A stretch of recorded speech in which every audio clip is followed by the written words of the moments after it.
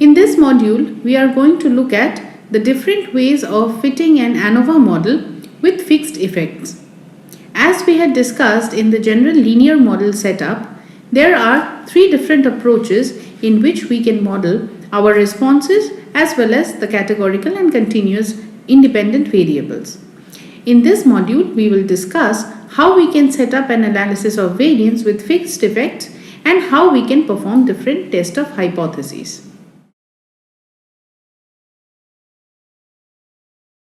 In this particular model, we are going to look at analysis of variance one-way fixed effects model. In case of testing of hypotheses for two samples, we usually have two samples coming from two different populations, and through testing of hypotheses using either a z-test or a t-test depending on the sample size, we test whether there is a significance difference between the two mean or whether they are not significantly different from each other. Now, as an extension of this type of test of hypotheses, what we can perform is an analysis of variance. If we are to think of analysis of variance as an extension of a two sample test of mean, we can look at several different populations from which we are getting several different samples, and for each of these samples we have a sample mean, and in essence we are testing whether each and every one of these sample means are equal to each other or there is at least one which is significantly different from the rest. So ANOVA basically is a statistical method for determining the existence of differences among several population mean. It's designed to detect differences among means from populations subject to different treatments. In case of ANOVA, we usually look at application of ANOVA while testing the significant difference of different means coming from different populations where the populations have been subjected to different treatments. For example, if we have several different farmlands and at each of these lands we use a different type of fertilizer, we look at the average yields from each of these lands, and by this analysis we look at the significant difference of any one mean yield from any one of these lands. So ANOVA also lets us perform a joint test. The equality of several population mean is tested simultaneously or jointly in case of an analysis of variance. So ANOVA tests for equality of several population mean by looking at two estimators of population variance, and hence the name analysis of variance. In this particular module, we are looking at the analysis of variance where we are segregating or classifying the different population based on only one treatment, hence the name analysis of variance one-way fixed effects model.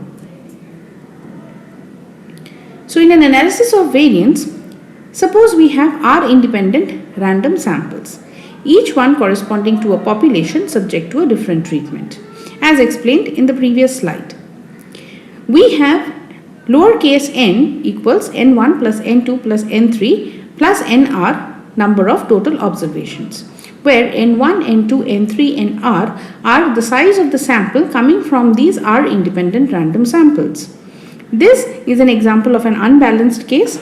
In case we have a balanced analysis of variance set up, in such cases the n1, n2, n3, nr are all equal to each other. However, we look at a more generalized approach where we have different sample size for different random samples. From each of these R independent random samples, we now have R sample means denoted by x1 bar, x2 bar, x3 bar and xr bar. These R sample means can be used to calculate an estimator of the population variance. In the slides later on, we will see how we go about segregating the total population variance into the different variances, or rather two different variances, one due to the model and one due to the error. If the population mean are all equal, we expect the variance among the sample means to be very small. So denoting the R sample variances by S1 square, S2 square, S3 square and SR square, these sample variances can be used to find a pooled estimator of the population variance. So in case of an ANOVA one-way fixed effects model, we assume independent random sampling from each of the R population. So the assumption of independence is of utmost importance. We also assume that the R populations under study are normally distributed, has mean mu I that may or may not be equal to each other, but they all have equal variances sigma I square. And the hypothesis test of analysis variance is written in the following form. H naught, which is the null hypothesis, is written as mu1 equals mu2 equals mu3 equals mu R. So we are testing the simultaneous equality of each and every one of the means. And we test this against the alternative that not all mu I are equal, or specifically that at least one of these mu i's are distinctly or significantly different from the rest. So let us look at an example of one-way classification or one-way analysis of variance model. The model is written as Yij equals mu plus alpha I plus epsilon ij, where j goes from 1 to ni, where ni represents the size of each of the random samples selected, and I equals 1 to all the way up to k. Now, as we have seen in finding the estimates of the parameters in a regression model, we make use of the normal equations in case of analysis of variance model as well. So the normal equations generally are in the form x prime x beta equals x prime y. And if we are to specifically look at the normal equations for a one-way classification or one-way analysis of variance model, so they are of the following form. The first equation is n times mu plus n1 alpha 1 plus n2 alpha 2 plus nk alpha k equals y0 0, which is the first observation. Then we have n1 mu plus n1 alpha 1 equals y1 0, and all the way up to k, where the final equation is nk times mu plus nk alpha k equals yk 0. Now a particular solution of the above normal equation is given in the following form. Mu prime equals 0, which was the interceptor, alpha 1 hat equals y1 bar, alpha k hat equals yk bar. Thus we can write beta 0, or the intercept coefficient, equals 0, y1 bar, y2 bar, yk bar, and the sum of square due to the residual equals,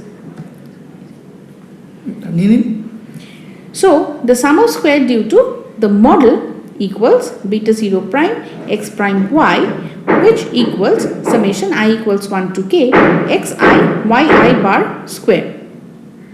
And the sum of square due to the error involved in the model is given by the sum of square total minus the sum of square due to the model, which equals summation I equals 1 to k summation j equals 1 to ni yij minus yi bar square.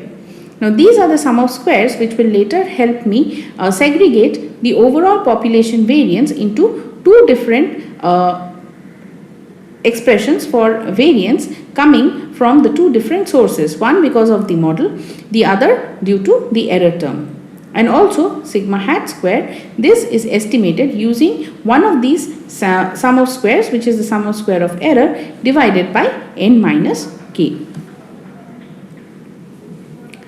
Now, when talking about analysis of variance, one-way or two-way models, we look at the different functions which can be estimated. So, the estimable functions in case of an analysis of variance one-way fixed effect model are as follows.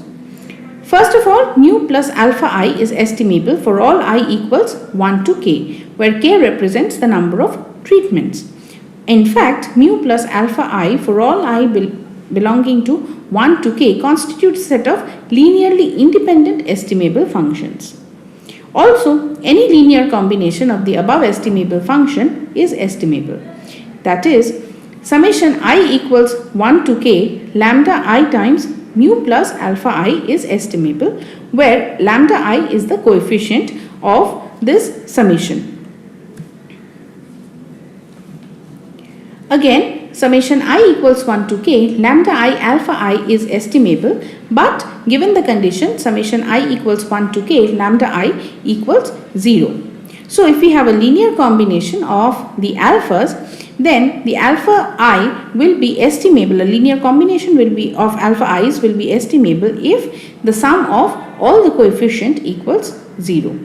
Also alpha I equals alpha j is also estimable by itself. Here we are to note that the estimated value of mu plus alpha I equals yi divided by ni, which equals yi bar. I equals 1 to k, and this is the best linear unbiased estimate of mu plus alpha I, which equals summation I equals 1 to k lambda I yi bar is the blue of summation I equals 1 to k lambda I times mu plus alpha I. Accordingly, if we were to look at different linear combinations of yi bar and yj bar, yi bar minus yj bar is the blue of alpha I minus alpha j. The reason we are looking at all these different conditions and all these different estimable function is because they help us test for different combination of treatment effect, in addition to the null hypothesis that across all the different groups the mean value is equal, against the alternative that at least one of them is different from the other. And such combination of the treatment effects are called contrasts. However, there is a limit to what kind of contrasts or what kind of functions we can test or we can estimate using an analysis of variance one-way fixed effects model. So here are some of the non-estimable functions, and we have to keep these in mind. First of all, mu by itself is not estimable. Likewise, alpha I is not estimable, but alpha I minus alpha j, which is a form of a linear combination between alpha I and alpha j, is estimable. In this case, for testing of hypotheses, we have the null hypothesis written as h naught such that alpha 1 equals alpha 2 equals alpha k, and this particular null hypothesis can also be written in the generalized form as h naught such that k prime beta equals 0, for k prime beta is estimable, where k prime is equals a matrix of the given form. We have to note here that if we look at the generalized setup of the null hypothesis of k prime beta, we can break it down into the different contrasts between the alpha i's and the alpha j's as follows. So k1 prime beta equals alpha 1 minus alpha 2, k2 prime beta equals alpha 1 minus alpha 3, k minus 1 prime beta equals alpha 1 minus alpha k, and as you can see, these are all estimable functions. Now, some properties of this generalized matrix form K, the rank of K prime equals K minus 1, which equals S. Now, in order to test the hypothesis, the null hypothesis that we had stated in case of analysis of variance, one-way fixed effects model, we use the F ratio or the F test.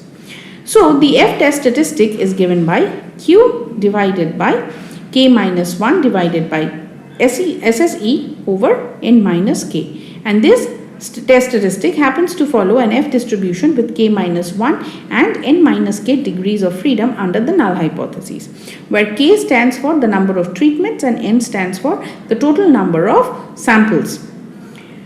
So, confidence interval, when we talk about testing of hypotheses or estimation of different estimable functions, we also involve the confidence interval. So, for mu I equals mu plus alpha I, the mean of the ith treatment, the best linear unbiased estimate is yi bar, and the variance is given by sigma square divided by ni. Hence, the confidence interval for mu I can be written as mu plus alpha I such that yi bar plus minus t alpha over 2 comma n minus k times square root of MSE divided by ni, where MSE is your square root of sigma square. So, the confidence interval likewise for alpha I minus alpha j is given by the expression of best linear unbiased estimate for this particular contrast, which is yi bar minus yj bar. the variance of yi bar minus yj bar equals sigma square times 1 over ni plus 1 over nj, and hence finally we have the confidence interval for alpha I minus alpha j, which is of the following form: yi bar minus yj bar plus minus t alpha over 2 comma n minus k square root MSE times 1 over ni plus 1 over nj. And here n minus k in the denominator or in the subscript for t denotes the degrees of freedom of the t distribution. Now, in addition to, because we are talking about so many different treatments, so many different populations from where the samples are coming from, in addition to the confidence intervals of individual contrasts and individual effects, we also look at the joint confidence regions. Suppose C1 prime beta, C2 prime beta and Cs prime beta are estimable functions. Let us consider construction of a joint confidence region for C prime beta.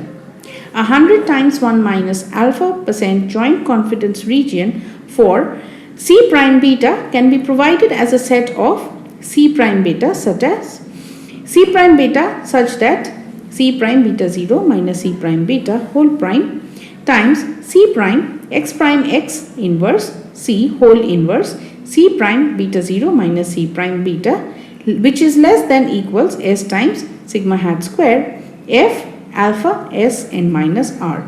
And the individual confidence interval for Ci prime beta, they are given by Ci prime beta 0 minus plus t alpha over 2 comma n minus r times sigma hat square root of Ci prime times x whole inverse Ci, where I goes from 1 to 2 all the way up to S.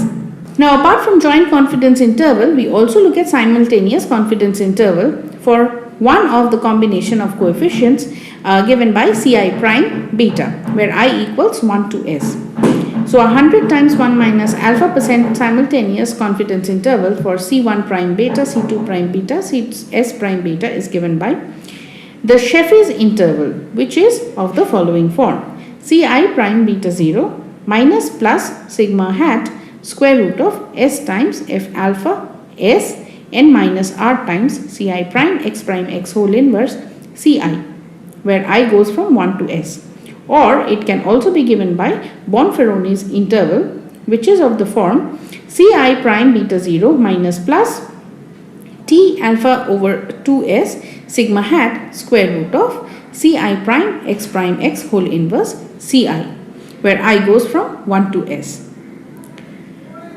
Now, coming to the test statistic of analysis of variance, as I have mentioned before, the test statistic of analysis of variance is of the form of an F ratio. Generally, we have for our treatments an n total number of units, F r minus 1 comma n minus r as the F ratio, which follows an F distribution with r minus 1 comma n minus r degrees of freedom. This is calculated as the ratio of estimate of variance based on means from our samples divided by estimate of variance based on all sample observations. That is, the test statistic is an analysis of variance is based on the ratio of two estimators of a population variance and is therefore based on the F distribution with r minus 1 degrees of freedom in the numerator and n minus r degrees of freedom in the denominator. Now, when the null hypothesis is true, such that mu equals mu0 plus mu1, we would expect the sample means to be nearly equal. As in an illustration where we can plot all the different values from each of the samples, such that once we take a sample, we will see that the mean is not significantly differently located from the other. And we would expect the variation among the sample means to be small relative to the variation found around the individual sample means. If the null hypothesis is true, the numerator in the test statistic is expected to be small in comparison to the denominator, and hence the F ratio will also end up being a very small value.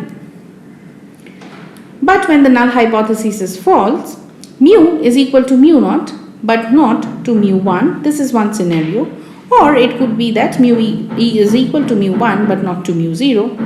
Mu0 is equal to mu1 but not to mu, or mu is equal to mu naught but not to mu1. In any of the above situation, we would not expect the sample mean to be all nearly equal to each other, which now will increase the value of the numerator in the F ratio. So we would expect the variation among the sample means to be large relative to the variation around the individual sample means. If the null hypothesis is false, the numerator in the test statistic is expected to be large relative to the denominator. Now let's look at an example. Suppose we have 4 populations from each of which we draw an independent random sample with n1 plus n2 plus n3 plus n4 equals 54. Then our test statistic is f times r minus 1, which is 4 minus 1, comma n minus r, which is 54 minus 4. So the F ratio follows an F distribution with 3 and 50 degrees of freedom.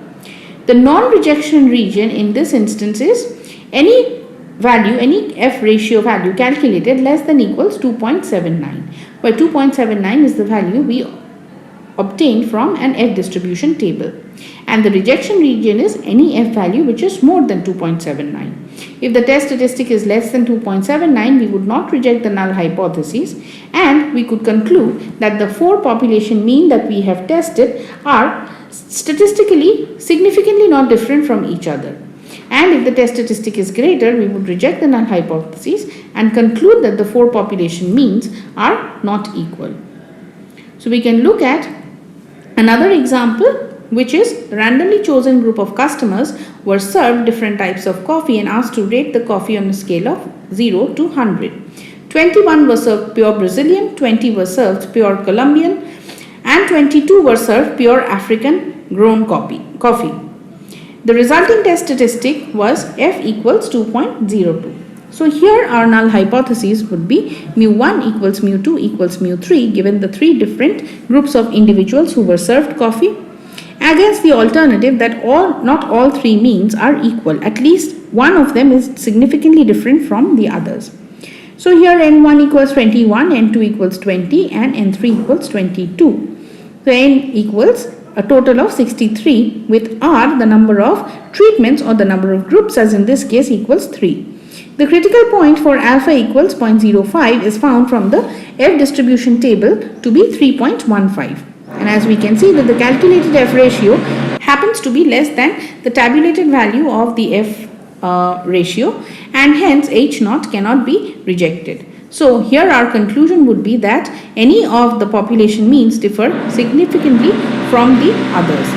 Likewise, we have cited 2 examples, but we can cite several others where unlike the null hypothesis that we have tested here with the equality of the mean, we can take different combinations of estimable functions of these sample mean and population mean, and we can test whether there is any equality of the contrasts or not. So in this module we have learned how in an analysis of variance fixed effects model setup we can write the model, we can define the different factor as well as the different levels of the factor, also the different types of test of hypotheses that we can perform. One set of hypotheses were related to the main effects of the factor, and then there were a list of estimable functions or contrasts which we can also test as and when required.